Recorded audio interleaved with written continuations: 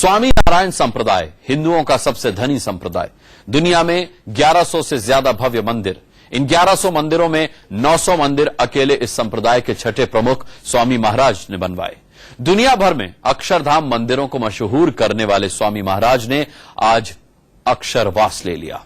उनकी इस अंतिम यात्रा में 50 देशों के 2 लाख से ज्यादा अनुयायी शामिल।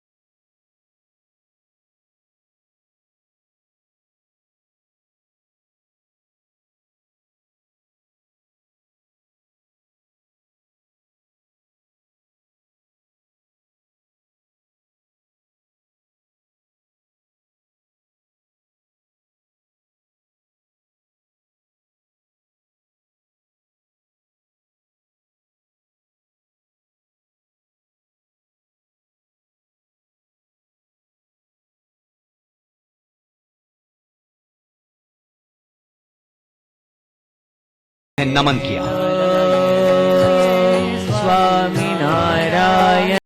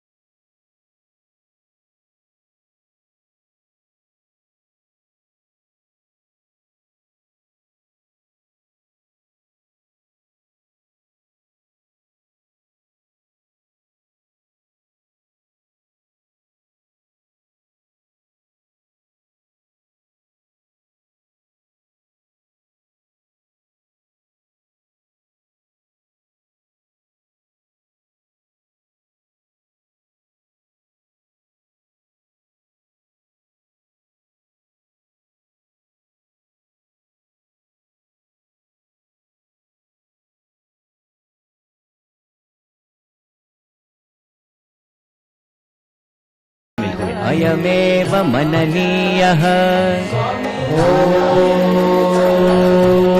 निजात्मरूपं gave me Prasad and said देश के लिए संसद का काम करना। Today, whatever I am is because of the teaching of the Pramukh Swami Maharaj.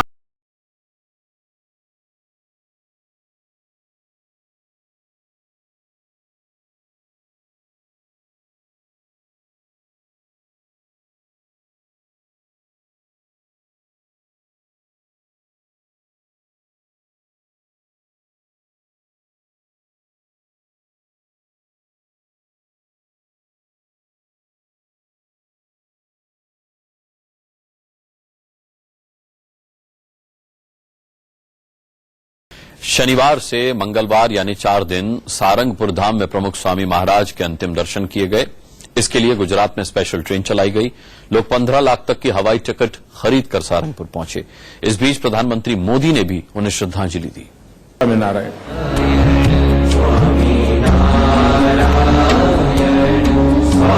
lost a great man. It is the humanity that has lost a great man. He was not a man of particular country or a particular nation. He was a man of the entire humanity. मुझे लगता है कि कुछ लोग इस पृथ्वी पे कई युगों के बाद जन्म लेते हैं और वो पूरी मानवता का भला करने के लिए आते हैं। और स्वामी जी उनमें से एक थे। स्वामी महाराज शांतिलाल पटेल, पूर्व प्रधानमंत्री अटल बिहारी वाजपेयी। स्वामी महाराज शांतिलाल पटेल दुनिया के 20 प्रभावशाली व्यक्तियों में शुमार रहे। अमेरिका के पूर्व राष्ट्रपति बिल क्लिंटन, ब्रिटेन के राजकुमार प्रिंस चार्ल्स इनके शिष्य रहे। अकेले गुजरात में इनके 3 करोड़ भक्त हैं। साल 1950 में मात्र 28 वर्ष की उम्र में उन्होंने बीएपीएस के प्रमुख का पद संभाल लिया था। उस समय बीएपीएस में उनकी उम्र की तुलना में अनेक बड़े, इसीलिए इनके मंदिर अक्षरधाम मंदिर के नाम से जाने जाते हैं। आज जिन्हें आप स्वामी नारायण के नाम से जानते और पूजते हैं, वो स्वामी सहजानंद हैं। उन्होंने ही 1830 में स्वामी नारायण संप्रदाय की शुरुआत की थी। स्वामी सहजानंद ने 7 साल तक हिमालय से लेकर तपते रेगिस्तान में तपस्या की, जिसके बाद इस संप्रदाय का जन्म हुआ। दूसरों को अपना ज्ञान बांटने के लिए वे निकल पड़ते हैं, तब साहस, त्याग और विवेक की अनेकों महान गाथाओं का जन्म होता है। ये गाथा है एक ऐसे बालक की जिसने आध्यात्मिक भारत के रहस्यों को उद्घाटित करते हुए एक असाधारण यात्रा की।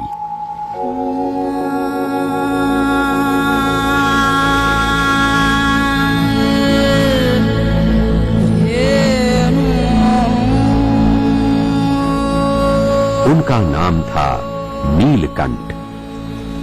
वे थे तो केवल 11 वर्ष के, मगर उन्होंने वेद, उपनिषद आदि शास्त्रों पर प्रभुत्व पा लिया था।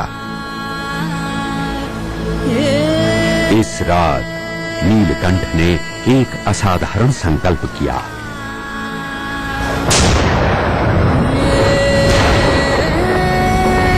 सभी जानते थे कि नीलकंठ एक दिन सांसारिक सुख सुविधाएं छोड़कर एक योगी का कठिन और चुनौतीपूर्ण जीवन अपना लेंगे, मगर ये नहीं जानते थे कि कब और क्यों।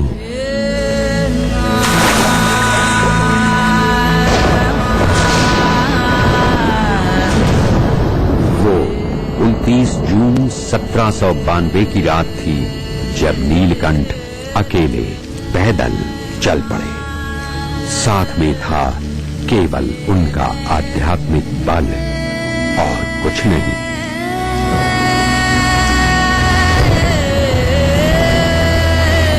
कौन जानता था एक बालक की यात्रा असंख्य लोगों के जीवन में परिवर्तन लाएगी और लोगों का जीवन प्रेम और आदर भाव से भर जाएगा। 11 साल के बाल योगी नीलकंठ ने 7 साल तक हिंदुस्तान से लेकर नेपाल तक पैदल यात्रा की और साधु संतों को ज्ञान बांटते रहे।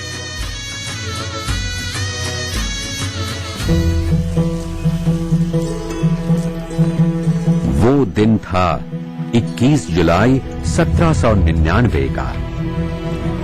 स्वामी रामानंद जी आश्रम में नहीं थे, लेकिन उनके शिष्यों ने उनकी वापसी तक आश्रम में रहने के लिए याचना की। नीलकंठ के सानिध्य से आश्रम में दिव्यता छा गई। रामानंद जी की प्रतीक्षा करते हुए नीलकंठ ने साधुओं को अष्टांग योग सिखाया। नीलकंठ आश्रम का छोटे से छोटा काम भी आध्यात्मिक गरिमा से करने लगे। सभी ये जानने के लिए उत्सुक थे कि जब ये विलक्षण योगी रामानंद जी से मिलेंगे तब क्या होगा। और आखिरकार जब दोनों, सभी ये जानने के लिए उत्सुक थे कि जब ये विलक्षण योगी रामानंद जी से मिलेंगे तब क्या होगा। और आखिरकार जब दोनों मिले तो नीलकंठ का जीवन हमेशा के लिए बदल गया। बाल योगी से मिलने पर रामानंद जी को ये प्रतीत हो गया कि यही वो नीलकंठ है जिनकी वे बरसों से प्रतीक्षा में थे। उन्होंने नीलकंठ से धर्मधुरा संभालने का आग्रह किया। नीलकंठ को ये स्वीकार्य नहीं था। वे चाहते थे पर्वतों की नीरवता, प्रकृति की स्वतंत्रता। लेकिन स्वामी रामानंद जी ने उन्हें समाज में ही रहने के लिए आग्रह किया ताकि समाज का कल्याण हो सके। इसी के साथ